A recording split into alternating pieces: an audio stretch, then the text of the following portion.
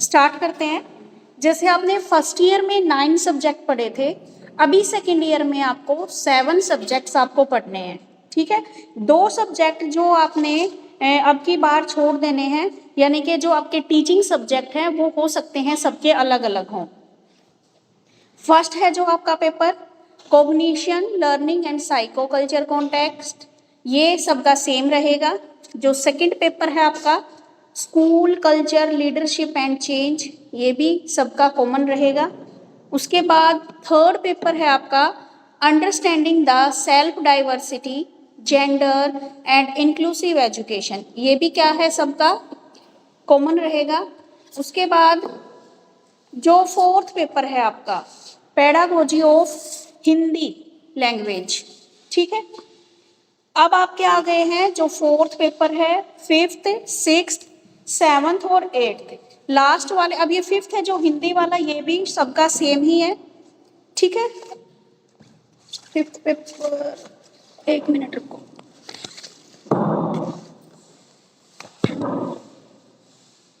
एक है आपका पेडागोजी ऑफ इंग्लिश लैंग्वेज, जो आपका देखो एसएसटी संस्कृत है जो आपकी, वो सबकी कॉमन रहेगी।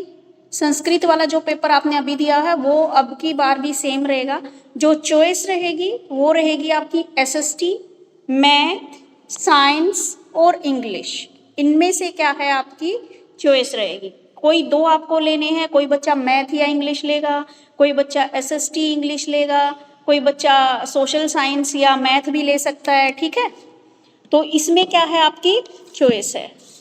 तो एक बार अपना कॉपी पेन निकाल लो और सब्जेक्ट्स लिखो। फर्स्ट सब्जेक्ट कौन सा है आपका? बुक्स हैं सबके पास? Yes ma'am. नो मैम, मेरे पास नहीं है। नहीं है तो आप एक बार लिख लो। पेपर फर्स्ट, आज हम पेपर फर्स्ट स्टार्ट करेंगे, लेकिन उससे पहले बता देती हूँ आपको, इस बार 7 पेपर होने हैं आपके। लिखो फर्स्ट। आंटी ऑफ कर दो फैन।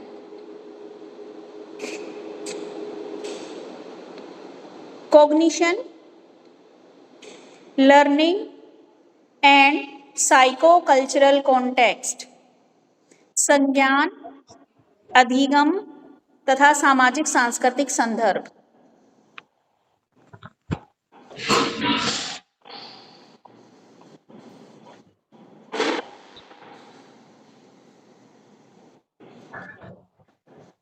लिख लिया बेटा?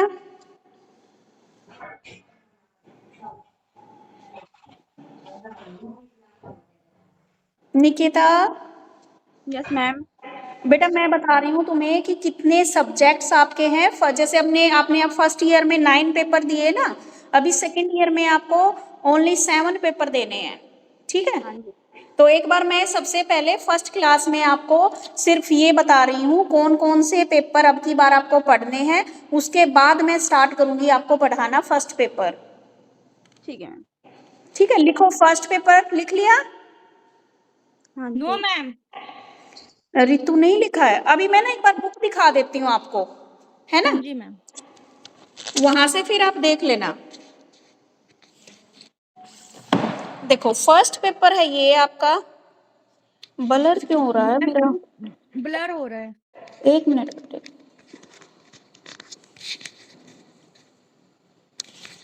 एक मिनट।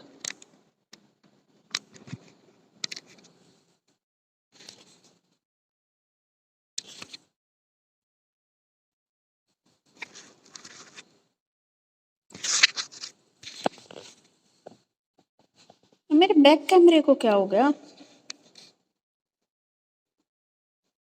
एक मिनट रुको बेटा। पेपर फर्स्ट है आपका। निकेता और रितु, आप दोनों हिंदी मीडियम हो या English medium? Ma'am Hindi medium. Niketa आप? हिंदी मीडियम है मैम। ठीक है, तो फिर हिंदी में लिख लो। पेपर फर्स्ट है आपका संज्ञान, अधिगम तथा सामाजिक सांस्कृतिक संदर्भ। संज्ञान, अधिगम तथा सामाजिक सांस्कृतिक संदर्भ, cognition, learning and psycho cultural context. उसके बाद पेपर सेकंड जो सबके लिए है, school culture, leadership and change, school संस्कृति, नेतृत्व तथा परिवर्तन, स्कूल संस्कृति, नेतृत्व तथा परिवर्तन।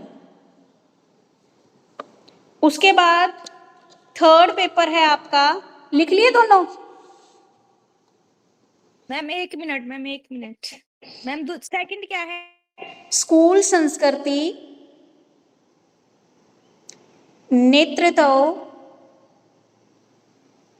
तथा परिवर्तन।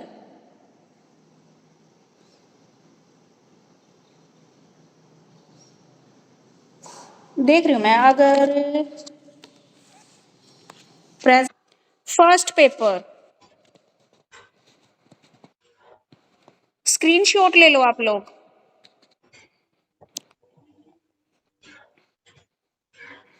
ये है आपका सेकंड पेपर जो सबका कॉमन रहेगा।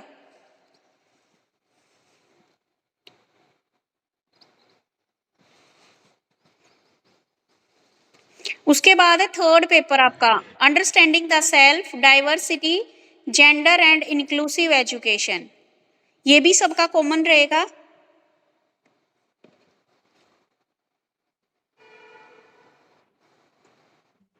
उसके बाद है नेक्स्ट आपका पेडागोजी ऑफ हिंदी लैंग्वेज। ये भी क्या है, सबका कॉमन रहेगा।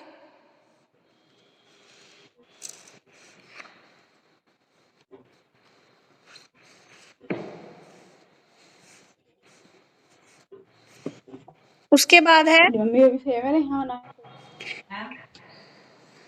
Pedagogy of English ma'am language. एक बार आप फिर से दिखाइए तो मैं भी स्क्रीन वो कर रही हूँ रिकॉर्डिंग। अच्छा नहीं हो रहा, देखो फर्स्ट वाला है cognition, learning and psycho cultural context. ये सबका सेम रहेगा बेटे। दूसरा पेपर है school culture, leadership in and change. ये भी सबका सेम रहेगा। उसके बाद थर्ड वाला पेपर है, ये भी सबका सेम रहेगा, understanding the self, diversity, gender and inclusive education.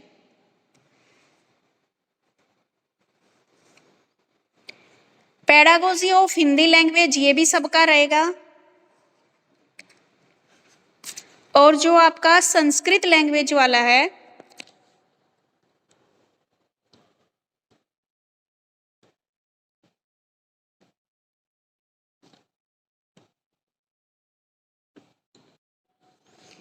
ये भी सबका कॉमन रहेगा।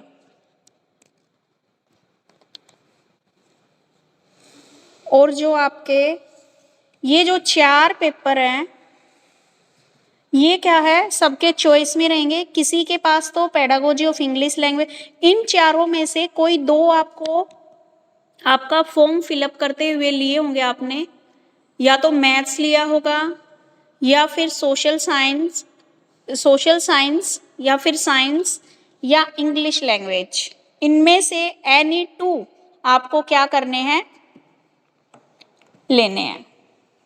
आगे समझ में?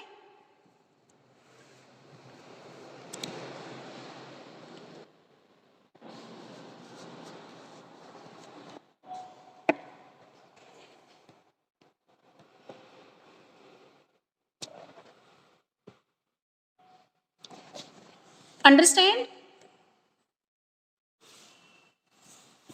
जी मैम। चलिए तो फिर आज स्टार्ट करते हैं हम हमारी फर्स्ट वाली बुक।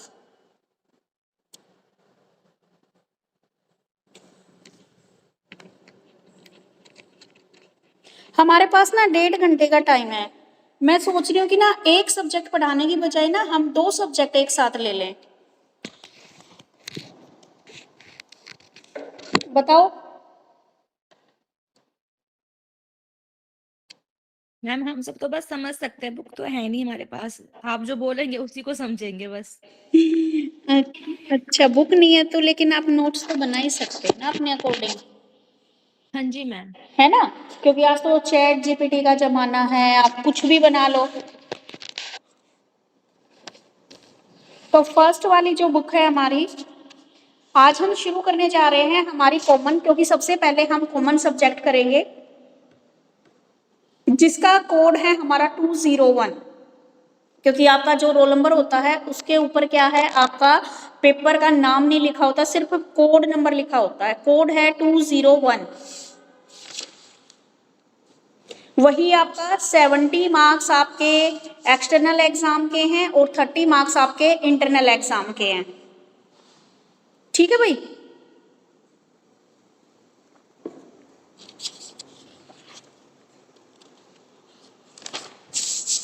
मैं एक बार फिर से आपको दिखा रही हूँ स्क्रीन शेयर करके अपनी।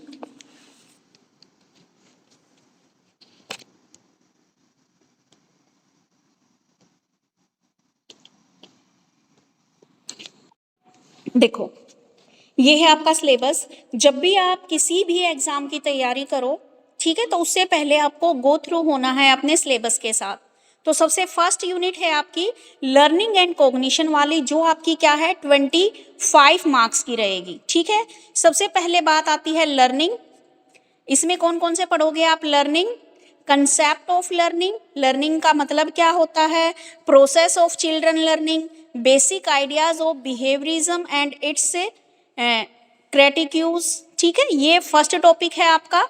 उसके बाद है आपका constructivism, introduction to the concept. ठीक है, कंस्ट्रक्टिविज्म क्या होता है, प्याजे की theory, what is the learning structure and process of cognitive development, cognitive conflict, characteristics of thought in different stages, children thinking, implication for teaching learning। ठीक है, तो इसमें क्या क्या लिखना है आप में? सबसे पहले तो कंस्ट्रक्टिविज्म क्या होता है, क्या कंसेप्ट है, इसमें प्याजे की क्या थ्योरी है, क्या उसकी जो कॉग्निटिव डेवलपमेंट है, हमारी संज्ञानात्मक जो विकास है उसकी क्या प्रोसेस है।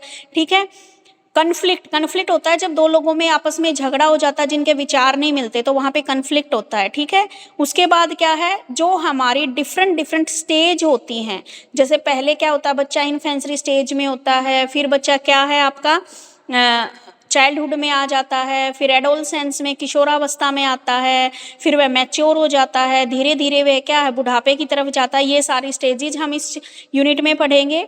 चिल्ड्रन थिंकिंग, बच्चे कैसे सोचते हैं उसके बारे में पढ़ेंगे, और इम्प्लीकेशन ऑफ टीचिंग लर्निंग, और क्या है हमारे टीचिंग लर्निंग के क्या क्या इम्प्लीकेशंस है ये हम पढ़ेंगे। थर्ड टॉपिक इसमें क्या पढ़ेंगे, Vygotsky theory, introduction the journal genetic law, concept of ZPD। ठीक है, ZPD ये पढ़ेंगे हम, zonal of proximal development, tools and symbol, tools and symbol,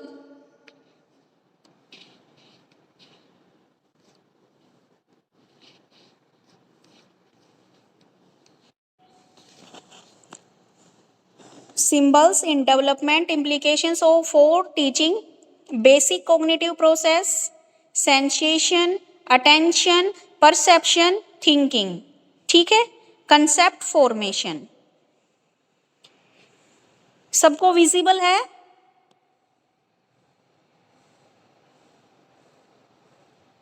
Aarti, Ritu, Nikita,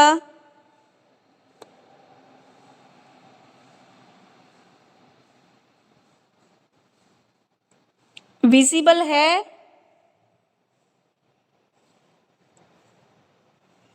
concept formation, nature and importance of concept, type, factor.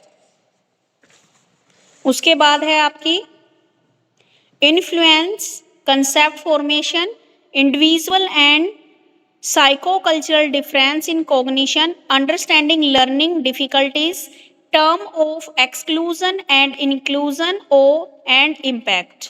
उसके बाद है आपकी जो सेकंड यूनिट है नेचर ऑफ लर्नर, ये भी 25 मार्क्स की है। थर्ड यूनिट है प्ले, ये ओनली 5 मार्क्स की है। उसके बाद है आपकी लैंग्वेज एंड कम्युनिकेशन, 15 मार्क्स की है। बस यही है आपकी। उसके बाद ये आपको एक्टिविटीज दे रखी है जो 30 मार्क्स के अकॉर्डिंग आपको करनी है।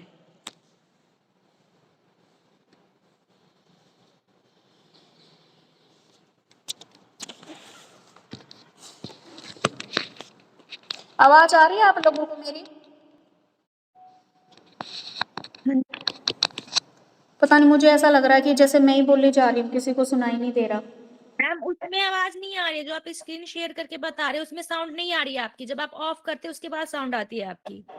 ओके, चलिए कोई बात नहीं। आपने स्क्रीनशॉट ले लिया था ना फर्स्ट यूनिट का? हाँ जी मैम। चलिए, तो फर्स्ट यूनिट में सबसे पहला कंसेप्ट है हमारा लर्निंग। लर्निंग क्या होती है, निकाल लीजिए। आरती, सिर्फ आपके पास है ना बुक्स? Yes ma'am. और कौन से राइटर की है आपके पास?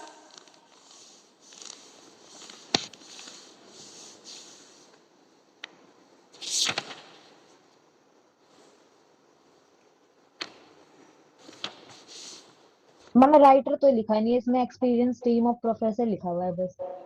ओके, लक्ष्मी पब्लिश, ये वाली। अच्छा, लक्ष्मी पब्लिकेशंस की है। Yes ma'am. हाँ, नहीं मेरे पास भी यही है। चलिए स्टार्ट करते हैं। फर्स्ट टॉपिक है आपका लर्निंग। जिसके पास बुक नहीं है वो अपना साथ में पेन और कॉपी लेके बैठे, ताकि मैं जो लिखवाऊं कम से कम मेन पॉइंट है उनको आप नोट डाउन कर लो। देखिए, सबसे पहले आता है कंसेप्ट ऑफ लर्निंग। लर्निंग क्या होता है? हम देखो, हम मनुष्य हैं, ठीक है? तो मानव क्या है, जन्म से लेकर मृत्यु तक कुछ ना कुछ क्या है, सीखता रहता है। लर्निंग हिंदी में क्या बोलते हैं? लर्निंग को सीखना।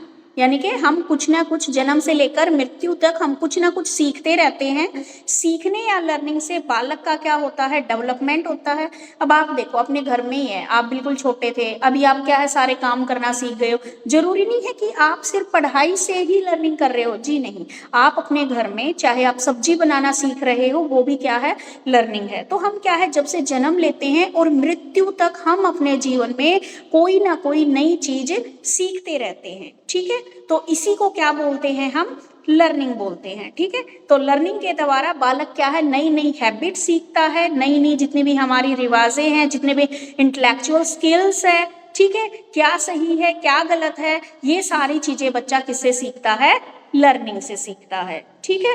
तो लर्निंग क्या है? लर्निंग जो भी चीजें हम सीख रहे हैं जन्म से लेकर मृत्यु तक, वो सारी चीजें क्या आती है, हमारी लर्निंग में आती है। इसका मीनिंग जो दिया है वो आपके अलग अलग जितने भी साइकोलॉजिस्ट हैं उन्होंने अपने अपने अकॉर्डिंग दिया है।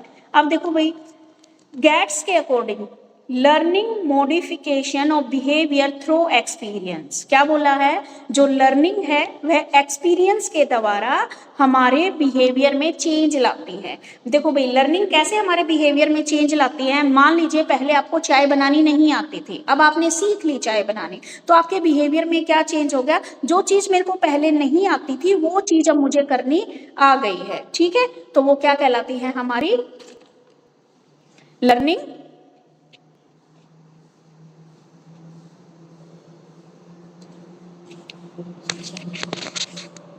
अंडरस्टैंड हो? मैम, ठीक है। अब देखिए, कैरेक्टरिस्टिक्स ऑफ लर्निंग। सबसे पहले आपको पेपर में क्या करना है, थोड़ा सा इसका मीनिंग देना है। फिर जो भी आपकी बुक्स में जितनी भी आपको ये डेफिनेशन दे रखी है, किसी एक व्यक्ति की डेफिनेशन आप लर्न कर लो जिसकी भी आपको इजी लगे, ठीक है? वुडवर्थ क्या बोलते हैं, अधिगम नए ज्ञान और नई एक्टिविटीज को ग्रहण करने की एक प्रोसेस है। यानी कि जो वुडवर्थ है वो ये बोलते हैं कि लर्निंग क्या है, किसी भी नए ज्ञान को सीखना या उसको ग्रहण करना ही क्या कहलाता है, लर्निंग कहलाता है। तो अलग अलग लोगों ने अपने अपने विचार यहाँ पर क्या है, दिए हैं। अब लिखिए, कैरेक्टरिस्टिक्स ऑफ लर्निंग, ये लिखना पड़ेगा आपको, इसके कैरेक्टरिस्टिक्स लिखते लिखते याद हो जाएंगे आपको। Learning is A continuous process. Learning is A continuous process. अधिगम निरंतर चलने वाली प्रक्रिया है। लिख रहे हो ना साथ साथ?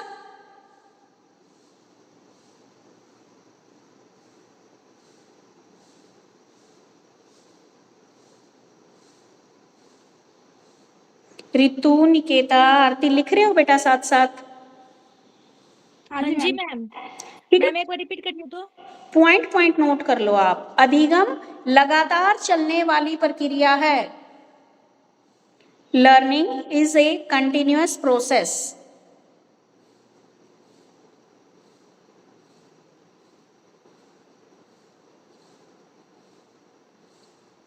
लर्निंग सेकंड पॉइंट है। पहले सिर्फ पॉइंट बता रही हूं और उसके बाद क्या करूंगी, इन पॉइंट्स को एक्सप्लेन करूंगी।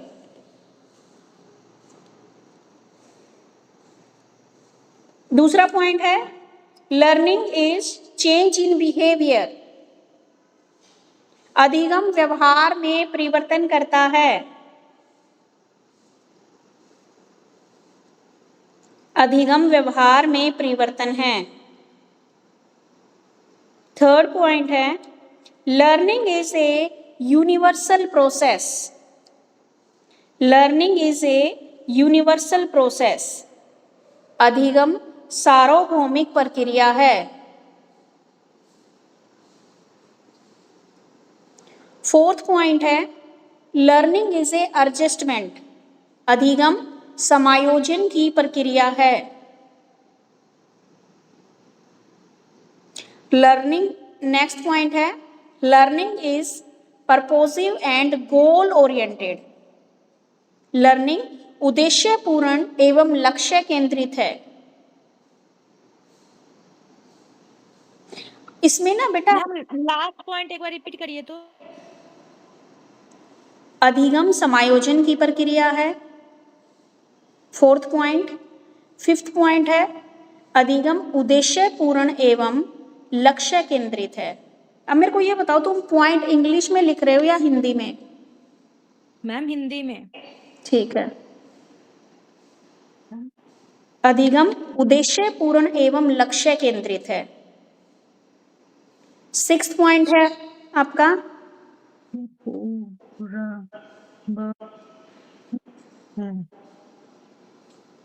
Learning is a process of development. Learning क्या है आपकी? विकास की प्रक्रिया है।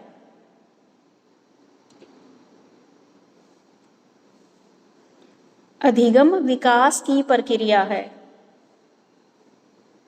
Learning is next point learning is new organisation of experience. अधिगम अनुभव की नई व्यवस्था है। और बेटा आज का काम ना आज ही लर्न कर लेना ताकि तुम्हें फिर एकदम से सब कुछ तुम्हारे ऊपर ना आए। इसमें आपके कम से कम 20 पॉइंट आपको दे रखे हैं।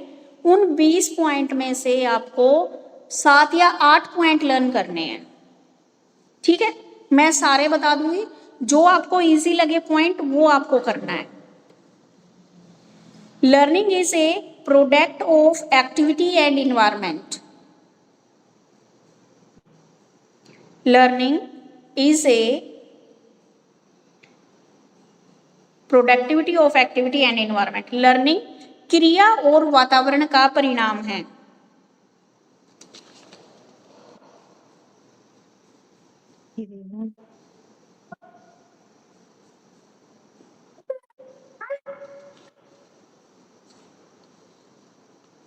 लर्निंग आरती आपकी बुक में कितने पॉइंट है बेटे? मैम इसमें तो 5 पॉइंट है बस। मेरे वाली में 20 पॉइंट दे रखे हैं। मैम 8th पॉइंट बताइए ना, अधिगम अधिगम क्रिया और वातावरण का परिणाम है। फिर मैं ऐसा करती हूँ जो इंपॉर्टेंट और इजी है ना वही लिखवा देती हूँ। हिंदी में बोलिए ना, हिंदी में सब है यहाँ पे। हिंदी में ही बोलूं? हाँ जी मैम, दो अधिगम बार आपको बोलना पड़ रहा है। अधिगम क्रिया और वातावरण का परिणाम है। अधिगम क्रिया और वातावरण का परिणाम है। बेटा इंग्लिश में तो इसलिए बोल रही हूँ ना, कोई बाद में अगर क्लास देखेगा तो फिर उसको बिल्कुल भी समझ में नहीं आएगा। हाँ जी मैम।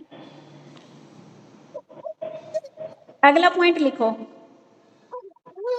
अधिगम व्यक्ति के सर्वांगीण विकास में सहायक है। अधिगम व्यक्ति के सर्वांगीण विकास में सहायक है। आरती, अगर कोई पॉइंट अलग लगे तो आप उसको लिख सकते हो, जो आपकी में ना हो और यहाँ पे इजी हो। यस मैम, मैं लिख रही हूँ। Learning help all round development of personality. Learning व्यक्ति के सर्वांगीण विकास में सहायक है। लर्निंग इज रिसर्च, अधिगम अनुसंधान करता है, अधिगम अनुसंधान करना है, sorry. Learning is, next point, learning is creative and active. अधिगम सक्रिय तथा सृजनात्मक होता है। नेक्स्ट है, all mode of behaviour are affected by learning. Learning, ma'am सक्रिय तथा, क्या बोला मैंने? सक्रिय तथा सृजनात्मक। अधिगम सक्रिय तथा सृजनात्मक है। अधिगम द्वारा व्यवहार के सभी पक्ष प्रभावित होते हैं। 10 पॉइंट हो गए होंगे। अधिगम द्वारा व्यवहार के सभी पक्ष प्रभावित होते हैं। कितने पॉइंट हो गए रितु? मैम 12। ठीक है, अब इन 12 पॉइंटों में से मैं एक्सप्लेन करूंगी। कोई भी 6 या 7 पॉइंट, 6-7 इसलिए बोल रही हूँ क्योंकि जब पेपर में लिखोगे तो 5 ही पॉइंट याद रहने हैं तुम्हें। मैम अधिगम द्वारा व्यवहार के सभी पक्ष प्रभावित होते हैं।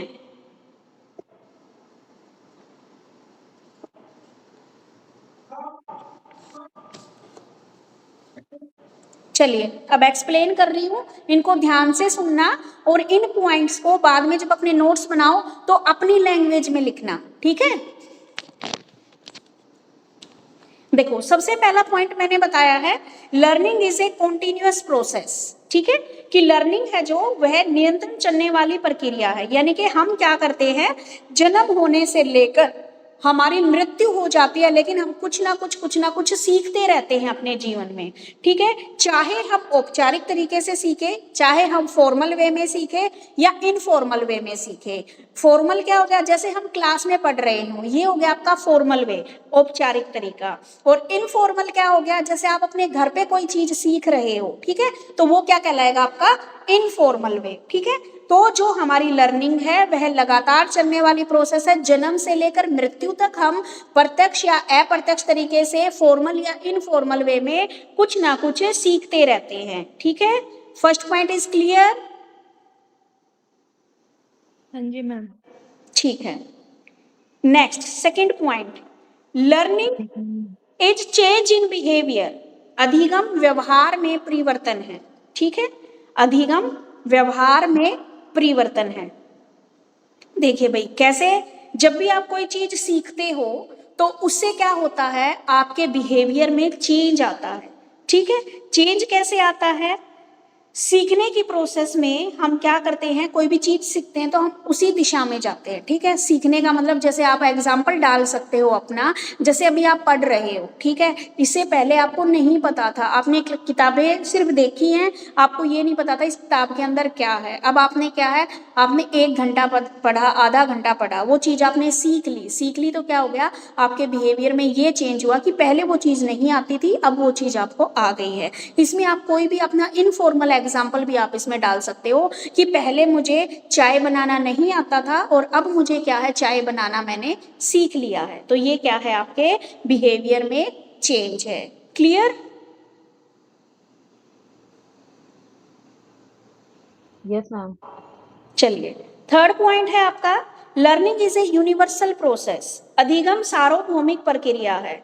सार्वभौमिक प्रक्रिया क्या कैसे है, यानी कि सार्वभौमिक प्रक्रिया मानी जाती है, चाहे आप किसी भी देश में हो, चाहे आप कहीं पे भी हो, हर जगह आप कुछ ना कुछ सीखते हैं। अब देखो हमारे यहाँ के भी बच्चे बड़े होते हैं, आप फॉरेन में चले जाओ, उनके भी बच्चे ऐसे ही जन्म लेते हैं, फिर धीरे धीरे बड़े होते हैं, वो भी सीखते हैं, ठीक है। तो जो लर्निंग का जो कंसेप्ट है वो यूनिवर्सल है, यानी कि चाहे आप वर्ल्ड में कहीं पे भी घूम के आ जाओ, लर्निंग का जो मीनिंग है वो हर जगह क्या है, सेम है, ठीक है। इसलिए इन्होंने इसको सार्वभौमिक प्रोसेस माना है, ठीक है।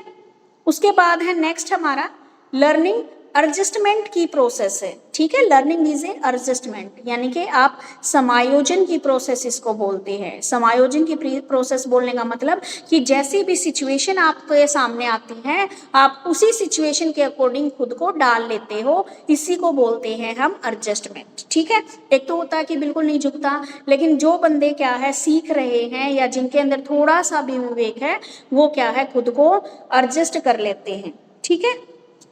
कि परिस्थिति के अकॉर्डिंग और वातावरण के अकॉर्डिंग हमें जो लर्निंग है वो हमें एडजस्ट करना सिखाती है, ठीक है। क्लियर। अब है हमारी learning is purposive and goal oriented. Learning उद्देश्य पूर्ण एवं लक्ष्य केंद्रित है, ठीक है। जो हमारी लर्निंग है हमेशा क्या होती है, गोल ओरिएंटेड होती है। आप कुछ भी सीख रहे होते हो ना, तो उसका कोई ना कोई गोल होता है। अब जैसे आप सीख रहे हो, आप क्या है बीएड की जो बुक्स है वो पढ़ रहे हो, सीख रहे हो, इसका मतलब आपको आगे क्या है अपनी जेबीटी कंप्लीट करनी है, टीचर लगना है, तो उसके लिए आप क्या कर रहे हो, आज सीख रहे हो। आप एटलीस्ट अपने घर में भी मान लीजिए आपका गोल है चाय बनाना या सब्जी बनाना, क्या है आप सीखना चाहते हो, तो वो भी क्या कब सीखा आपने, जब आपके दिमाग में आया कि ये मेरा गोल है, मुझे सीखनी है ये चीजें, तभी आप किसी चीज को सीख पाते हो। तो लर्निंग क्या होती है, गोल ओरिएंटेड होती है। देखो जबरदस्ती मैं आपको नहीं सिखा सकती, आपके दिमाग में आएगा, आपका वो गोल बनेगा कि भाई मुझे तो ये चीज सीखनी है, उस चीज को आप बहुत जल्दी सीख जाओगे, ठीक है। कभी अपनी रियल लाइफ में इन चीजों को अप्लाई करके देखना। आ गया समझ। उसके बाद है आपकी learning is a process of development. Learning क्या है, अधिगम विकास की प्रक्रिया है, ठीक है। यानी कि व्यक्ति का किसी न किसी दिशा में डेवलपमेंट जरूर होता है, ठीक है। मान लीजिए कोई बच्चा अगर चोरी करता है, जेब काटता है, तो उसने ये गुण तो सीख लिया, लेकिन क्या है ये एक इलीगल काम है, यानी कि आपकी डेवलपमेंट हो रही है, चाहे वह डिजायरेबल हो या अनडिजायरेबल, वांछित हो या अवांछित हो, लेकिन आपकी डेवलपमेंट जरूर हो रही है। अगर आपने अच्छे काम सीखे हैं तो आपकी क्या है, अच्छी डेवलपमेंट हो रही है। अगर आपने क्या है गलत काम सीखे हैं तो गलत दिशा में आप लोग जा रहे हो। आगे है लर्निंग अनुभवों की नई व्यवस्था है। Learning is new organisation of experience. Learning अनुभवों की नई व्यवस्था है, ठीक है। यानी कि आप कोई ना कोई नई चीज, नई हैबिट क्या है आप सीखते हो। उसके बाद है लर्निंग क्रिया और वातावरण का परिणाम है। हाँ जी, लर्निंग कब होती है, एक तो कोई आप काम करना चाहते हो और दूसरा उस काम को करने का इन्वायरमेंट आपके सामने होना चाहिए। अब देखो कब होएगी लर्निंग, आप पढ़ना चाहते हो लेकिन घर वाले आपको नहीं पढ़ा रहे, तो क्या आपकी लर्निंग हो पाएगी, नहीं हो पाएगी। आप चाह रहे थे पढ़ना, घर वालों ने आपको एडमिशन दिला दिया, इट मीन्स घर वालों ने आपको पढ़ने का इन्वायरमेंट दे दिया, ठीक है। तो इट मीन्स आपका लर्निंग आपकी क्रिया और वातावरण का परिणाम है। आगे है learning help all round development of personality. Learning व्यक्ति के सर्वांगीण विकास में सहायक है, ठीक है। व्यक्ति का जो सर्वांगीण विकास है, यानी कि आपकी मेंटल डेवलपमेंट, आपकी सोशल डेवलपमेंट, ठीक है, संतुलन, इन सब का संतुलन क्या है आपकी लर्निंग रखती है, ठीक है। आपकी इंटेलेक्चुअल डेवलपमेंट, आपकी बौद्धिक विकास भी होता है, आपका मानसिक विकास भी होता है, ठीक, आपका संज्ञानात्मक विकास भी होता है। यानी कि जब भी कोई चीज सीखते हो तो आपके जितने भी विकास होते हैं व्यक्तित्व के, वो सारे के सारे को डेवलप करने में ये सहायक है। इसलिए इसको क्या बोला गया है, ओवरऑल डेवलपमेंट, यानी कि सर्वांगीण विकास। उसके बाद है आपकी learning is creative and active. अधिगम सक्रिय और सृजनात्मक होता है। लर्निंग क्या होती है आपकी, क्रिएटिव और एक्टिव कैसे होती है। अब जैसे आप मेरे को सुन रहे हो तो आप क्या हो, एक्टिव। अब जैसे एक बच्चा क्या है क्लास छोड़ के चला गया, निकिता, ठीक है, तो अब आप एक्टिव हो तो आप इन चीजों को सुन रहे हो, तो आप इन चीजों को क्या है अच्छे से क्या कर पाओगे, सीख पाओगे। ठीक है, तो क्या होना है, सीखने के लिए आपको एक्टिव होना जरूरी है। आप एक्टिव होगे तभी कोई चीज क्या कर सकते हो, क्रिएट कर सकते हो। अब आप मेरे को सुनोगे आपने कुछ सीखा, तभी आप क्या है कुछ लिख पाओगे। ठीक है, सुनोगे तो पढ़ोगे और आगे कुछ लिख पाओगे, तभी आप क्या क्रिएटिविटी हो पाएगी आपकी। ठीक है, उसके बाद क्या है, और कौन सा पॉइंट रह गया, एक रह गया लर्निंग इज रिसर्च। लर्निंग को क्या है, एक रिसर्च का नाम भी दिया गया है। जैसे हम रिसर्च के दौरान हम डिफरेंट प्रयास करते हैं और नई एक्टिविटीज को या किसी भी कोई प्रॉब्लम हमारे सामने उसका सॉल्यूशन खोजते हैं, तो ऐसे ही क्या है, जो चीज हमें नहीं आती वो चीज हम क्या सीख रहे हैं, उसी को हम लर्निंग कहते हैं। इसलिए लर्निंग को रिसर्च भी कहा है। ठीक है, रिसर्च कैसे कहा है, आपको मान लीजिए पिज्जा बनाना नहीं आता, आप पिज्जा बनाने की क्या है ट्राई मार रहे हो, ठीक है, घर पे ही, तो आप एक एक्सपेरिमेंट करके देख रहे हो, तो इसलिए इसको क्या बोल दिया, लर्निंग क्या है आपकी एक रिसर्च है। सारे पॉइंट क्लियर?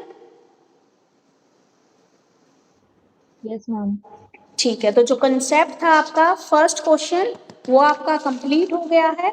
जैसे ही क्या है, आप अपना जो सिलेबस है उस पर निशान लगाते रहना। कंसेप्ट ऑफ लर्निंग और कैरेक्टरिस्टिक्स ऑफ लर्निंग आज आपका समाप्त हो गया है। उसके बाद आती है प्रोसेस ऑफ चाइल्ड लर्निंग, कि बच्चों के सीखने की क्या क्या प्रोसेस है, बच्चे कैसे सीखते हैं। तो देखिए, प्रोसेस ऑफ चिल्ड्रन लर्निंग, ये क्या है आपका दूसरा टॉपिक है। फर्स्ट टॉपिक था आपका लर्निंग क्या होती है, सीखना, अधिगम क्या होता है और अधिगम की क्या क्या विशेषताएं हैं। नेक्स्ट है आपका point process of children learning, बच्चों के अधिगम की प्रक्रियाएं, कि बच्चे किस प्रकार सीखते हैं। सबसे फर्स्ट पॉइंट है, लिखो, मोटिवेशन, अभिप्रेरणा। दूसरा है गोल, उद्देश्य, अभिप्रेरणा, उद्देश्य, ऑब्स्टेकल यानी कि बाधा, वीरियस रिस्पॉन्स विभिन्न अनुक्रियाएं, रेनफोर्समेंट पुनर्बलन, इंटीग्रेशन एंड जनरलाइजेशन। बस यही है इसमें, एकीकरण एवं सामान्यकरण। 6 पॉइंट है बच्चों की लर्निंग प्रोसेस के। सबसे पहला है अभिप्रेरणा, दूसरा है उद्देश्य, तीसरा है बाधा, चौथा है विभिन्न अनुक्रियाएं, फिफ्थ है आपका पुनर्बलन, सिक्स है आपका एकीकरण एवं सामान्यकरण। लिख लिया बेटे?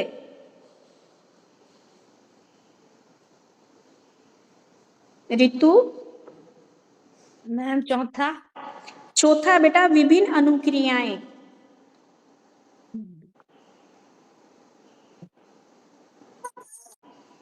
पांचवा है पुनर्बलन।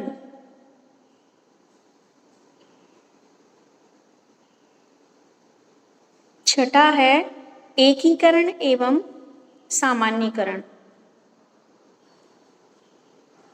एकीकरण एवं सामान्यीकरण।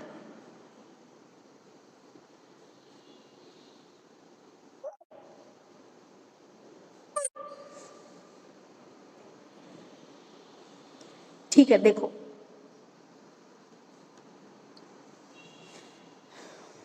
करूं एक्सप्लेन? जी मैम।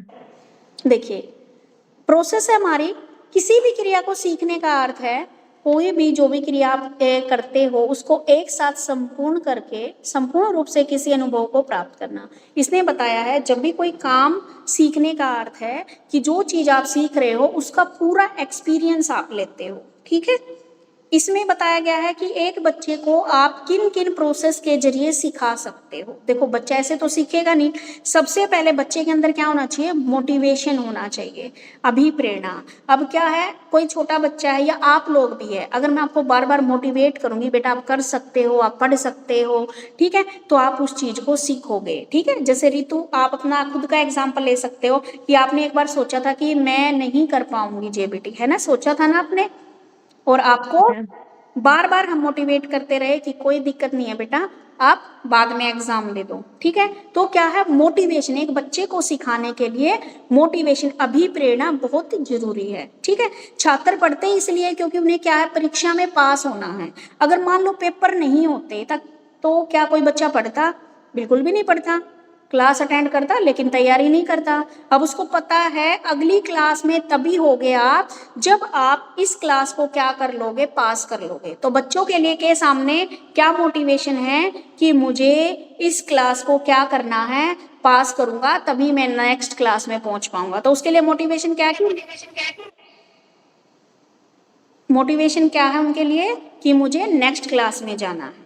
ठीक है। और कई बार हम क्या करते हैं, मोटिवेट करने के भी दो तरीके होते हैं, एक होता है इंटरनल और एक होता है एक्सटर्नल। कई बार बच्चे के खुद के मन में होती है कि भाई मुझे पढ़ना है। कई बच्चे ऐसे होते हैं जो नहीं पढ़ते, उनको एक्सटर्नल मोटिवेशन देना पड़ता है कि बेटा आप पढ़ोगे तो आपको चॉकलेट मिलेगी। हाँ, अगर आप 10th में आप अच्छे नंबर लेते हो, मेरिट में आते हो, तो पेरेंट्स बोल देते हैं हम आपको मोबाइल फ़ोन दिला देंगे। ये होते हैं एक्सटर्नल मोटिवेशन। यानी कि जब हम बच्चे को कोई काम करने के लिए प्रोत्साहित करते हैं तो वो क्या कहलाता है, उसका मोटिवेशन कहलाता है। ये आपका इंटरनल और एक्सटर्नल दोनों होता है। इंटरनल लंबे समय तक चलता है क्योंकि वो बच्चे का खुद का होता है, खुद पढ़ने का मन करता है उसका। जैसे क्या है, आप पूरा साल नहीं पढ़ते लेकिन एग्जाम से पहले आप क्या है, खुद में खुद आपके मन में आ जाती है भाई मुझे ये अपना टॉपिक पूरा कंप्लीट करना है। ठीक है। उसके बाद है गोल। गोल कोई व्यक्ति तभी सीख पाता है जब उसके सामने कोई ना कोई उद्देश्य होता है। बिना उद्देश्य के हम क्या है, कुछ भी नहीं सीख पाते। अब आपका उद्देश्य है कि मुझे टीचर बनना है तो ही आप क्या है, सीख पा रहे हो। मुझे पढ़ना है तो ही आप क्या है, सीख पा रहे हो। ठीक है। अगर हमारे जीवन में कोई लक्ष्य नहीं होता, कोई उद्देश्य नहीं होता तो हम बिल्कुल भी नहीं सीखते हैं। ठीक है। अब आप देखो, जब तक आपका काम बन रहा है आप क्यों करोगे उस काम को। ठीक है। जब आपको जरूरत पड़ेगी या आवश्यकता होगी तभी आप उस चीज को सीखते हो। उसके बाद है थर्ड पॉइंट आपका ऑब्स्टेकल, यानी कि बाधा। उद्देश्य की प्राप्ति के दौरान बाधाओं का उत्पन्न होना निश्चित है। यानी कि जब भी आपका ऑब्जेक्टिव्स होते हैं आपके सामने तो आपके बीच में बहुत सारी क्या आ जाती हैं, बाधाएं भी आ जाती हैं। तो इन बाधाओं की उपस्थिति में व्यक्ति अनेक प्रकार के बिहेवियर करता है, तभी इसके पश्चात उपयुक्त व्यवहार पर पहुंचता है।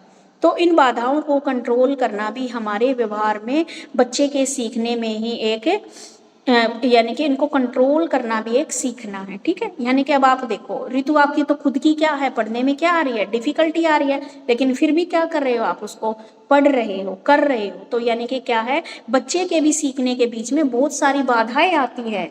छोटे बच्चे को देख लीजिए, पहले वे क्या है, उसको बोलना नहीं आता, तुतला के बोलता है, तो कुछ वर्डों को गलत बोलता है, तो ये भी क्या है, ऑब्स्टेकल। लेकिन धीरे धीरे जब वह प्रैक्टिस करता है तो ये जितनी भी बाधाएं हैं उनको वह क्या कर लेता है, कंट्रोल कर लेता है।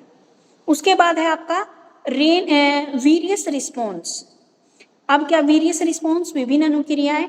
जब आपकी जितनी भी बाधाएं होती हैं उनको दूर करने के लिए, अपने उद्देश्य तक पहुंचने के लिए आप अलग अलग रिस्पॉन्स करते हो। कैसे रिस्पॉन्स करते हो, कुछ विशेष प्रकार की अनुक्रिया करते हो। रिस्पॉन्स का मतलब ये आ गया, अब आपकी मान लीजिए आप खुद का एग्जाम्पल भी सेट कर सकते हो। जैसे ऋतु आपने फर्स्ट ईयर के एग्जाम नहीं दिए, क्या थी, आपके बीच में एक ऑब्स्टेकल आ गई, आपकी पढ़ाई के बीच में एक छोटी सी बाधा आ गई। तो आपने क्या किया, आपने क्या रिस्पॉन्स दिया कि भाई मैं अपनी पढ़ाई को तो कंटिन्यू रखूंगी लेकिन मैं अपने एग्जाम इस बार ना देके नेक्स्ट चांस में मैं अपने एग्जाम दे दूंगी। ठीक है। तो आपने क्या किया, हम अपनी उसको सीखने की गति को रखने के लिए अलग अलग क्या करते हैं, रिस्पॉन्स देते हैं। आगे है रेनफोर्समेंट। रेनफोर्समेंट में वो सभी एक्टिविटी आ जाती हैं जिनसे विवश होकर व्यक्ति को क्या है, काम करना ही पड़ता है। मैं बार बार उसको रेनफोर्स कर रही हूँ, नहीं बेटा पढ़ना पड़ेगा, आपको पढ़ना पड़ेगा। ठीक है। रेनफोर्समेंट भी आपका पॉजिटिव और नेगेटिव दोनों हो सकता है। पॉजिटिव में हम बच्चे को लालच देते हैं कि बेटा अगर तू ये काम कर लेगा ना तो मैं तुझे एक चॉकलेट दूंगी। ठीक है। तो बच्चा उस पॉजिटिव रेनफोर्स मानता है। अगर मान लीजिए बच्चा पॉजिटिव से नहीं मानता है तो मैं उसको बोलती हूँ बेटा अगर आपने पढ़ाई नहीं की तो मैं डंडे लगाऊंगी, तो वो डर के मारे पड़ता है। तो ये होता है हमारा रेनफोर्समेंट, यानी कि वे सारी एक्टिविटी जो बच्चे को पढ़ने के लिए विवश करती हैं। ठीक है। तो इसमें पॉजिटिव और नेगेटिव दोनों तरह का रेनफोर्स क्या होता है, शामिल होता है। उसके बाद क्या है आपका इंटीग्रेशन एंड जनरलाइजेशन, एकीकरण एवं सामान्यकरण। लर्निंग के प्रोसेस के डिफरेंट डिफरेंट पार्ट्स का संगठन नवीन ज्ञान को पूर्व ज्ञान से जोड़ने के एकीकरण का मतलब होता है पहले जो चीज आपने सीख रखी थी उसी के अंदर क्या है अब आप नई चीजें ऐड कर रहे हो। जैसे आपने क्या है पहले 10th तक 12th तक आपने जो सब्जेक्ट पढ़े हिंदी के, अब क्या हो गया हिंदी का कुछ नहीं बदला लेकिन उसमें कुछ नए कंसेप्ट ऐड हो गए। जैसे आपने मान लीजिए 10th क्लास में या 9th क्लास में जो चीजें पढ़ी 10th में क्या है कुछ नया नहीं आया, बस 2-4 और चीजें उसके अंदर ऐड होके आ गई। इसको बोलते हैं हम इंटीग्रेशन, ठीक है। और क्रिया प्राप्त इस प्रकार नवीन ज्ञान सफल प्रतिक्रियाओं इंटीग्रेशन बोलते हैं और उसको जनरलाइजेशन बोलते हैं और वो चीज क्या हो जाती है फिर सबके लिए कॉमन हो जाती है। तो ये था आपका बच्चे की प्रोसेस ऑफ चिल्ड्रन लर्निंग। क्या क्या है प्रोसेस ऑफ चिल्ड्रन लर्निंग में? मोटिवेशन होना चाहिए, गोल होना चाहिए, ऑब्स्टेकल्स आते हैं, वेरियस रिस्पॉन्स देते हैं, रेनफोर्समेंट होती है, इंटीग्रेशन एंड जनरलाइजेशन होता है। ठीक है, क्या सारे के सारे पॉइंट क्लियर हैं? Yes ma'am. Aarti? Yes ma'am clear है। ठीक है, अब तुम लोगों से ही पूछूंगी।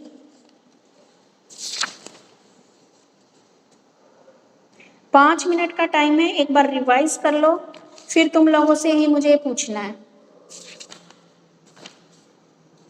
फिर हमारा हो जाएगा दूसरा topic start, basic idea of behaviourism and it criticise.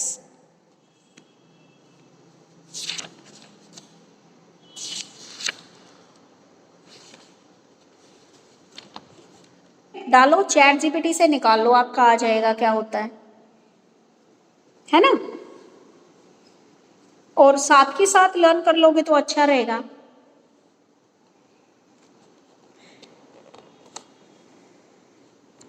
अगर हम बोले मीनिंग ऑफ बिहेवियरिज्म, आरती एक बार थोड़ा सा पढ़ दे बेटा, मैं एक्सप्लेन कर दूंगी।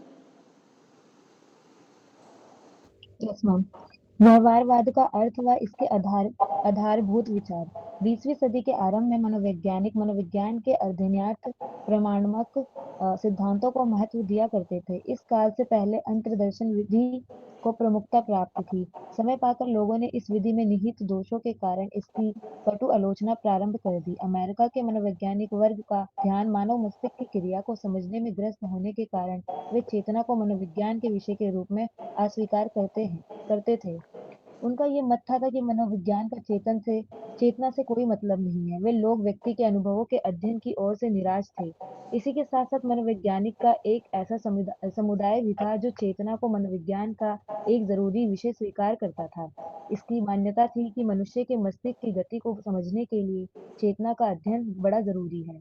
अतः उन्होंने इस बात पे बल दिया कि चेतना को मनोविज्ञान का आवश्यक विषय स्वीकार कर लेना चाहिए ताकि चेतना की संरचना को जाना जा सके। हम ये फर्स्ट पैरा ठीक है, देखो मैं बिल्कुल इजी लैंग्वेज में बताती हूँ आपको। बिहेवियरिज्म क्या होता है, व्यवहारवाद क्या होता है, आपका एटीट्यूड। ठीक है, कि एक व्यक्ति का कैसा एटीट्यूड है, पॉजिटिव एटीट्यूड है या नेगेटिव एटीट्यूड है, वही आपका क्या कहलाता है, बिहेवियरिज्म। ठीक है, व्यवहारवाद का अर्थ है आपका दृष्टिकोण। ठीक है, बिल्कुल छोटी सी टर्म है। क्या है भाई व्यवहारवाद का मीनिंग? आपका एटीट्यूड। एटीट्यूड को ही आप क्या बोलते हो, व्यवहारवाद बोलते हो। ठीक है, इसमें जो हमारा जो डिफरेंट जो यहाँ पर व्यवहारवादी है उन्होंने कुछ बातें दी हैं जिनके आधार पर हम इसको क्या है समझने की कोशिश करेंगे। अगर हम देखते हैं तो जो हमारा बिहेवियर है, जो बिहेवियर की व्याख्या है वो हम हमारी जितनी भी मेंटली जितनी भी घटनाएं होती हैं उनके संदर्भ में हम करते हैं। अब मान लीजिए हम कैसे इन्वायरमेंट में रहते हैं या कैसा अगर हम मान लो पॉजिटिव इन्वायरमेंट में रहते हैं तो हमारा बिहेवियर कैसा होता है, पॉजिटिव होता है। ठीक है, अगर हम मान लीजिए नेगेटिव इन्वायरमेंट में रहते हैं, नेगेटिव इन्वायरमेंट सेंस ऐसा कि आप ऐसे इन्वायरमेंट में रह रहे हो जहाँ पर गाली गलौज ये सारा दिन आपके घर में चलते हैं, तो आपका दिमाग भी वैसे ही काम करेगा। यानी कि वे सारी मेंटली एक्टिविटी जो हमारे दिमाग में जाती हैं और हम उसी के अकॉर्डिंग अपना बिहेवियर करना शुरू कर देते हैं, तो वही क्या कहलाता है, आपका व्यवहारवाद कहलाता है। ठीक है, तो जो हमारा हमारा बिहेवियर है वो उसमें हमारे परिवार का, हमारे इन्वायरमेंट का पूरा फर्क पड़ता है। वही हमारे पॉजिटिव को, जो हमारा एटीट्यूड है उसको पॉजिटिव और नेगेटिव करता है। ठीक है, कई बच्चे तो देखो ऐसे होते हैं एटीट्यूड में बोलते हैं, हम बोलते हैं बड़ा एटीट्यूड है इसके अंदर, तो वो एटीट्यूड क्यों है भाई, उसने बचपन से ऐसा देखा होगा। कई बच्चे इतने होते हैं बिल्कुल ही सिंपल होते हैं, ठीक है, और इतने आज्ञाकारी होते हैं, तो बचपन से ही उन्होंने ऐसा इन्वायरमेंट देखा तो उनका एटीट्यूड क्या है, पॉजिटिव बन गया। ठीक है, इसके लिए मैं आरती का एग्जांपल लेती हूँ, बड़ी अच्छी बच्ची है। ठीक है, उसके बाद है इसमें दे रखा है व्यवहारवाद, अलग अलग लोगों ने दिया है। व्यवहारवाद एक लर्निंग पर्सपेक्टिव है, ठीक है, सीखने का क्या है, एक नजरिया है जिसमें कोई भी शारीरिक क्रिया व्यवहार होता है तथा उसे मनोविज्ञान का दर्शन कहा जाता है। ठीक है, यानी कि व्यवहारवाद वह क्या बोला गया है, एक लर्निंग पर्सपेक्टिव है जिसमें कोई भी हमारी फिजिकल एक्टिविटी भी बिहेवियर होती है, और हमारी इसको फिलोसफी ऑफ साइकोलॉजी, मनोविज्ञान का दर्शन यानी कि मन का विज्ञान भी इसको कहा है। इसमें क्या होती है आपकी, क्या एक्टिविटी आप क्या कर रहे हो, एक्टिंग, थिंकिंग और फीलिंग, ये तीन चीजें आपके बिहेवियर में होती हैं। कौन कौन सी तीन चीजें, यानी कि आप सर्कल बना लेना। बिहेवियरिज्म, तीन एस्पेक्ट होते हैं आपके बिहेवियर के, एक तो जो भी आप एक्टिंग यानी कि जो भी आप काम कर रहे हो, दूसरी बात थिंकिंग, क्या सोच रहे हो, और तीसरी बात फीलिंग, क्या आप महसूस कर रहे हो। ये तीन चीजें क्या करती हैं, आपके बिहेवियर में शामिल होती हैं। ठीक है, समझ में आया क्या होता है बिहेवियरिज्म की टर्म।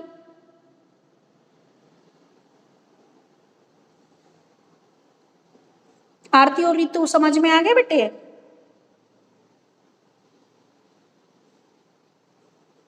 मैम इसकी लैंग्वेज जो है ना बहुत पॉइंट हार्ड। नहीं आया, क्या, लास्ट पॉइंट मैम नहीं आया जो आपने बोला सर्कल बना के वो करने के लिए, वो वाला पॉइंट्स नहीं चलो आया। कोई नहीं, तुम लिखो, मैं लिखवाती हूँ क्योंकि इसकी लैंग्वेज ना थोड़ी डिफिकल्ट दे रखी है, आप लिख लो। व्यवहारवाद का अर्थ, या ऐसे लिख लो, व्यवहारवाद से अभिप्राय हमारे दृष्टिकोण से है। ठीक है, आवर्ती या दृष्टिकोण से है, ब्रैकेट में लिख लेना एटीट्यूड ताकि आप जल्दी समझ में आ जाए आपको। व्यवहारवाद से अभिप्राय हमारे दृष्टिकोण से है। ठीक है, व्यवहारवाद में तीन चीजें शामिल हैं, पहली क्रिया एक्टिंग, दूसरी चिंतन, तीसरी फीलिंग यानी कि भावना। क्रिया, चिंतन और भावना, इंग्लिश में एक्टिंग, थिंकिंग और फीलिंग। इन तीन चीजों के कॉम्बिनेशन से, इन तीनों के मिश्रण से आपका व्यवहार बनता है। ठीक है, आप जो भी काम कर रहे हो, आप क्या सोच रहे हो, आप क्या महसूस कर रहे हो, इन तीन चीजों के कॉम्बिनेशन से क्या बनता है, आपका व्यवहार बनता है। ठीक है, लिख लिया इतना। Yes ma'am. ये क्या है, एक लर्निंग पर्सपेक्टिव है। व्यवहारवाद एक अधिगम दृष्टिकोण है। व्यवहारवाद एक लर्निंग पर्सपेक्टिव यानी कि अधिगम दृष्टिकोण है जिसमें आपकी सभी के सभी शारीरिक क्रियाएं और आपके बिहेवियर, आपके व्यवहार से संबंधित सभी तत्व शामिल होते हैं। व्यवहारवाद अधिगम का एक दृष्टिकोण है जिसमें आपके व्यवहार से संबंधित सभी क्रिया या तत्व शामिल होते हैं। इसे फिलोसफी ऑफ साइकोलॉजी यानी कि मनोविज्ञान का दर्शन भी कहते हैं। इसे मनोविज्ञान का दर्शन भी कहते हैं।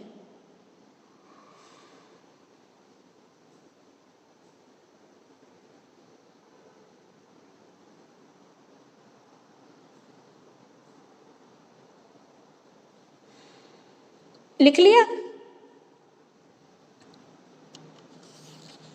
Yes ma'am. अब लिखो, अब इसकी एक डेफिनेशन लिख लो। वाटसन के अनुसार, वाटसन के अनुसार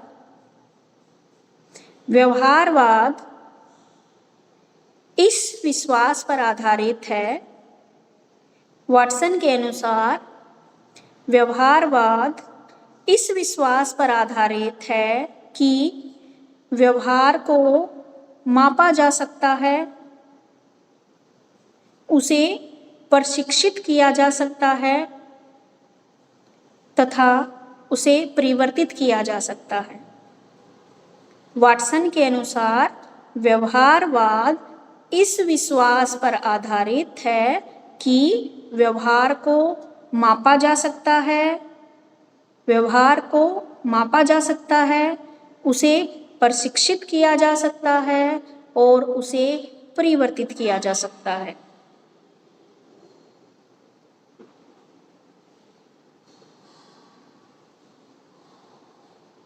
लिख लिया बेटे?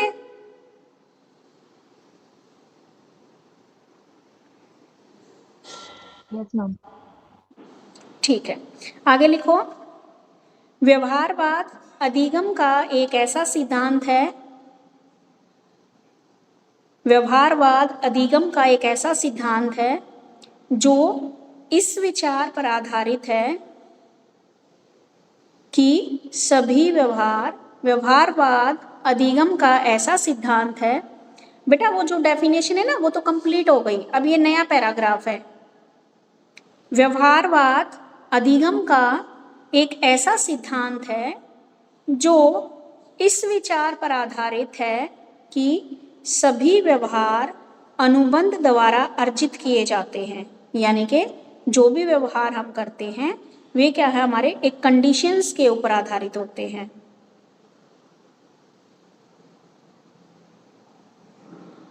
हमारा जो मैम विचार पर आधारित है कि, इस विचार पर आधारित है कि सभी व्यवहार अनुबंधन द्वारा अर्जित किए जाते हैं, अनुबंधन द्वारा अर्जित किए जाते हैं। अनुबंधन, अब देखो ये अनुबंधन शब्द क्या होता है? अनुबंधन का मतलब होता है पर्यावरण के द्वारा या आप अपने घर से जो कुछ चीजें सीखते हो वो क्या कहलाता है? आपका अनुबंधन कहलाता है। अनुबंधन पर्यावरण के साथ अंतःक्रिया के माध्यम से होता है और ये क्रियाएं ही हमारे व्यवहार को एक स्वरूप प्रदान करती हैं। व्यवहारवाद अधिगम का एक ऐसा सिद्धांत है जो इस विचार पर आधारित है कि सभी व्यवहार अनुबंधन द्वारा अर्जित किए जाते हैं और ये अनुबंधन पर्यावरण के साथ अंतःक्रिया के माध्यम से होता है और यही क्रियाएं हमारे बिहेवियर को क्या करती हैं? एक स्वरूप प्रदान करती हैं। बिहेवियर को स्वरूप प्रदान करने का मतलब कि आपका जो बिहेवियर है वो पॉजिटिव बना है या नेगेटिव बना है, आप क्या है एक आशावादी व्यक्ति बने हो या एक निराशावादी व्यक्ति बने हो, ये क्या है हमारे अनुबंधन के ऊपर डिपेंड करता है। अनुबंधन में आपके घर का इन्वायरमेंट, आपके स्कूल का इन्वायरमेंट, आपकी फीलिंग वगैरह ये सारी चीजें आपके बिहेवियर को इफेक्ट करती हैं। लिख लिया बेटा इतना? Yes ma'am. यहां तक मुझे बताओ समझ में आया है?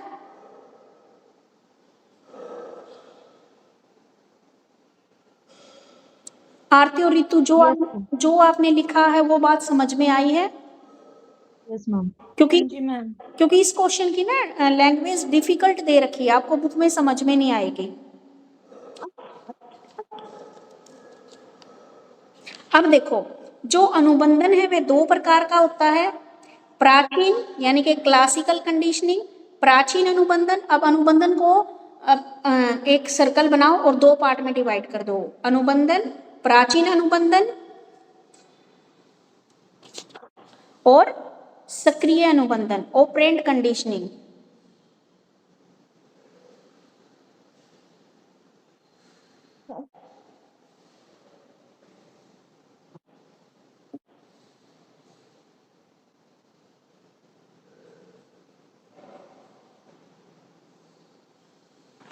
देखो क्लासिकल कंडीशनिंग, प्राचीन अनुबंधन, इसमें क्या बताया गया, वह विधि जिसका प्रयोग करके व्यवहारात्मक पर, एक बार समझ लो उसके बाद लिखवाऊंगे।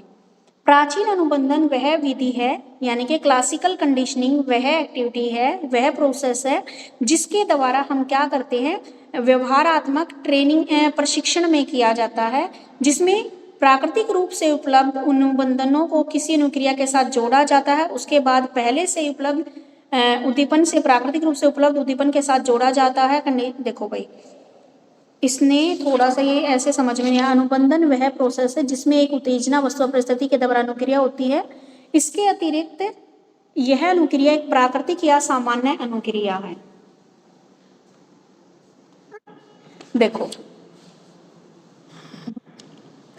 आपको क्या है, प्राचीन अनुबंधन, इसका मतलब होता है कि जो चीज आपको सीखना चाहते हो उसी चीज से रिलेटेड, उसी सीखने से रिलेटेड क्या दी जाती है आपको,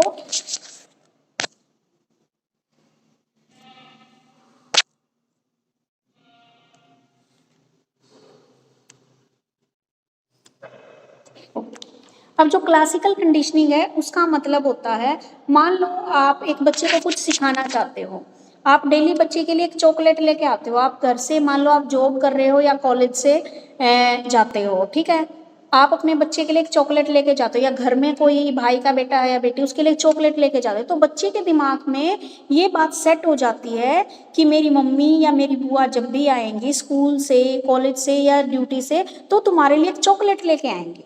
वही क्या होती है, क्लासिकल कंडीशनिंग, यानी कि जिस प्रकार का व्यवहार आप बच्चे को सिखाना चाहते हो उसी से रिलेटेड स्टिमुली आपको उसको देना शुरू कर देते हो, ठीक है।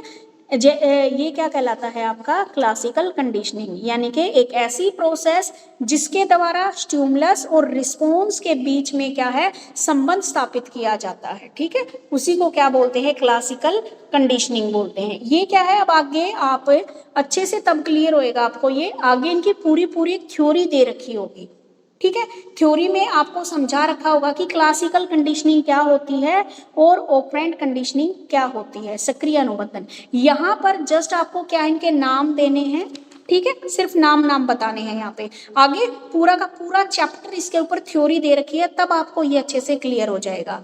प्राचीन अनुबंधन और दूसरा क्या है आपका, सक्रिय अनुबंधन, ठीक है। क्लासिकल में क्या बताया कि आप क्या है, बच्चे को कोई चीज सिखाना चाहते हो, तो आप मान लो डेली उसको एक चॉकलेट दे रहे हो, तो उसके दिमाग में फिट हो जाता है कि जैसे ही मम्मी घर पे आएगी तुम्हारे लिए एक चॉकलेट लेके आएगी, तो ये क्या होता है आपका प्राचीन अनुबंधन, ठीक है। इसमें आपका एक पावलोव की डॉग वाली थ्योरी आएगी, उससे ये आपको अच्छे से क्लियर हो जाएगा।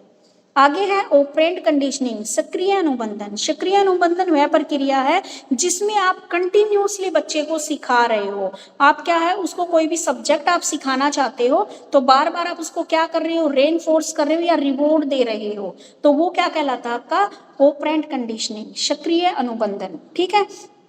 इसमें बच्चे को आप सिखा रहे हो, बेटा आप काम करोगे तो ही चॉकलेट मिलेगी। पहले तो आपने क्या बच्चा सिखाया, बच्चे को चॉकलेट का टेस्ट बताया, हाँ ये चॉकलेट खाने की चीजें है, वो आपने बिल्कुल छोटा था बच्चा तब। अब क्या कर रहे हो, आप उसको पढ़ाना सिखा रहे हो, अब आपने उसके दिमाग में डाला ये काम करेगा तो ही चॉकलेट मिलेगी, ठीक है। इसमें थोड़ा सा डिफरेंस समझ में आया आपको मैं क्या कहना चाहती हूँ? Yes ma'am. आपकी जो क्लासिकल कंडीशनिंग है और जो ऑपरेंट कंडीशनिंग है उसको जरा एक बार बताना आरती अपने एग्जाम्पल में, प्राचीन अनुबंधन क्या होता है और सक्रिय अनुबंधन क्या होता है? मैम प्राचीन में तो यही है कि हम मतलब बच्चों को सिखाते हैं और बच्चा उस पर रिस्पॉन्स करता है, हम कोई चीज उसको बता रहे हैं तो वो उस पर रिस्पॉन्स कर रहा है कि हाँ उसे ये चीज समझ आ रही है। हाँ और जो सक्रिय वाला है मैम उसमें यह है कि हम उसको कंटिन्यू सिखा रहे हैं और उसको हम रेनफोर्समेंट दे रहे हैं कि अगर तुम ऐसा करोगे तब हम तुम्हें ये चीज देंगे, नहीं तो नहीं देंगे। ठीक है, उसमें तो हम क्या है, चाहे वो सीख रहा था नहीं सीख रहा था तब भी उसको दे रहे थे, है ना, क्योंकि उस टाइम पे बिल्कुल बच्चा था वो। अब उसको हमने चॉकलेट की आदत तो डाल दी, लेकिन अब हम उससे क्या करवा रहे हैं, ऑपरेंट कंडीशनिंग में, सक्रिय अनुबंध में अब उससे हम काम करवा रहे हैं कि तो ये काम करेगा तभी चॉकलेट मिलेगी, ठीक है। अब देखो टाइप ऑफ बिहेवियरिज्म, व्यवहार कितने प्रकार के होते हैं? व्यवहार क्या है आपके? 3 प्रकार के होते हैं। कौन कौन से बताए इन्होंने? एक तो क्या है आपका मैथोडोलॉजिकल बिहेवियर, विधीय व्यवहार, दूसरा साइकोलॉजिकल मनोवैज्ञानिक, और तीसरा है आपका लॉजिकल तार्किक या विश्लेषणात्मक व्यवहार। लिखो, व्यवहार 3 प्रकार के होते हैं आपके, विधीय व्यवहार, मनोवैज्ञानिक व्यवहार, और तीसरा है आपका तार्किक व्यवहार।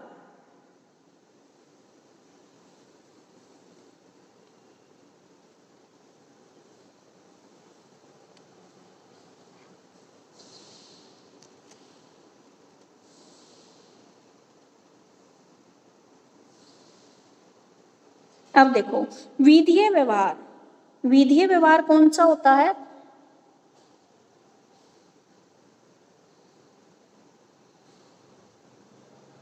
विधीय व्यवहार होता है जिसमें क्या है, अगर आपके सामने फैक्ट है, देखो कई व्यक्ति होते हैं जो सिर्फ प्रूफ होने पर ही उस चीज पे विश्वास करते हैं, ठीक है। मान लो अगर ये बात है, आपके सामने कोई सबूत है तो ही मैं विश्वास करूंगा। कुछ व्यक्ति होते हैं ऐसे, ठीक है, जो सिर्फ क्या है सत्य पर ही विश्वास करते हैं।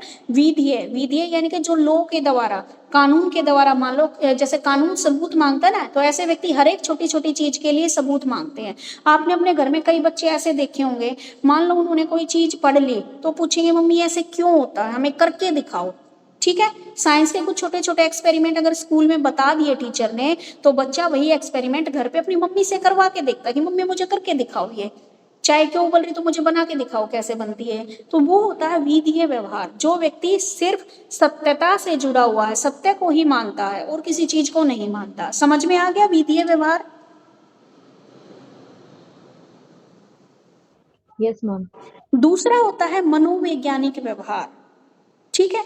मनोवैज्ञानिक व्यवहार में क्या है, बच्चा क्या करता है, इसमें एक तो समझना और प्रिडिकेट अनुमान लगाना, ठीक है, ये चीजें शामिल होती है। इसके अंदर क्या होता है, रिसर्च कार्य भी होता है, ठीक है। बच्चा क्या है, अपने दिमाग में कुछ ना कुछ सोचता रहता है कि ये चीज कैसे हुई है, सूरज रोशनी कैसे देता है, मुझे भूख लगी है, ठीक है।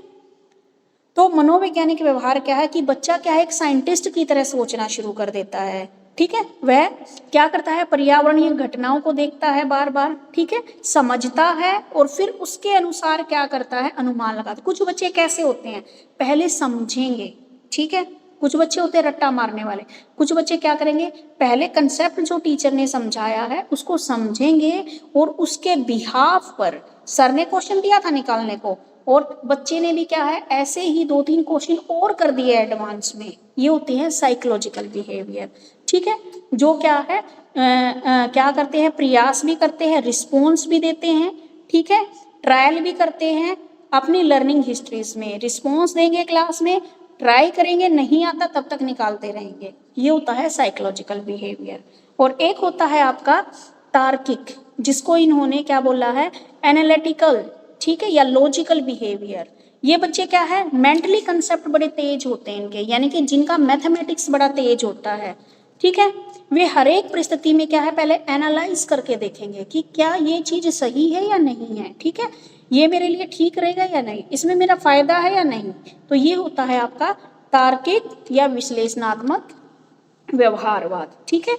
तो ये आपका व्यवहारवाद बताया था, 3 पॉइंट बताए हैं। सबसे पहले मैंने आपको बताया बिहेवियरिज्म क्या होता है, यानी कि हमारा एटीट्यूड कैसा है, पॉजिटिव है नेगेटिव है, वो आपका बिहेवियरिज्म होता है, ठीक है। इसमें 3 चीजें शामिल होती हैं, आपकी एक्टिंग, क्या थिंकिंग कर रहे हो आप, क्या आपकी फीलिंग है, ठीक है। फिर इसने बताया वॉटसन के अकॉर्डिंग कि बिहेवियर में क्या है, इस विश्वास पर आधारित है कि व्यवहार को मापा जा सकता है, वो हम क्या है ट्रेनिंग के जरिए भी बच्चे को सिखा सकते हैं और उसमें चेंजेस ला सकते हैं। फिर उन्होंने बताया कि जो बिहेवियरिज्म है लर्निंग की एक ऐसा सिद्धांत है जो क्या है हमारे कंडीशनिंग अनुबंध के ऊपर आधारित है, जिसमें 2 प्रकार के इन्होंने अनुबंध बताए, प्राचीन अनुबंधन और सक्रिय अनुबंधन। उसके बाद बताया इन्होंने कि जो आपका बिहेवियर है व्यवहारवाद कितने प्रकार का है, 3 प्रकार का बताया। विधीय जो क्या है एक सत्य को ही मानता है, ये बात सत्य तब मानूंगा मैं जब मेरे सामने प्रूफ लेके आओगे। दूसरे बच्चे होते हैं साइकोलॉजिकल, ठीक है, मनोवैज्ञानिक व्यवहारवाद। और तीसरा है हमारा लॉजिकल, जो हर एक चीज में लॉजिक ढूंढते हैं। समझ में आ गया?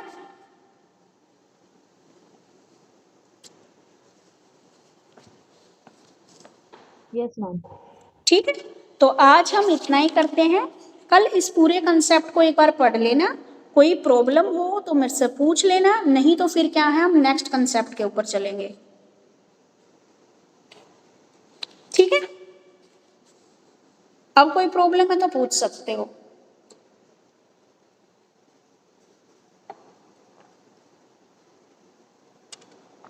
क्लियर है दोनों को? जी मैम। Yes ma'am. ओके, फिर आप लीव कर सकते हो।